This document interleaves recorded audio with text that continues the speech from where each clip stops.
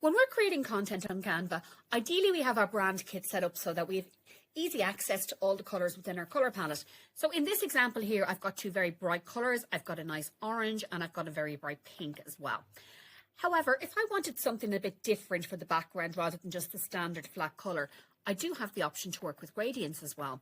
So if I have my plain background in this example here, I can click in to look at my background colours. So there's my brand palette in this case. If I scroll down further, I've got the default colours, but I also have these options here for gradients. So I'm going to select this style here. Now I can play around with all of these, kind of the layout of these if I want, but I'm not going to do that in today's clip. Just to show you though how we can tweak the colours very easily. I can click into background colour. And when I hover over there, there's a little kind of a gate kind of grid.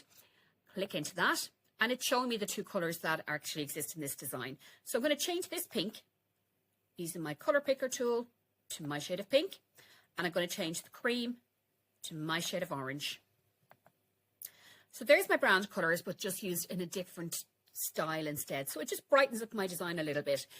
There's plenty of options you can experiment with here, but just to mention also on the apps tab, if you click into that, you can search for some gradient tools. I'm Debbie. I work with clients one-to-one in groups on Canva at themarketingshop.ie.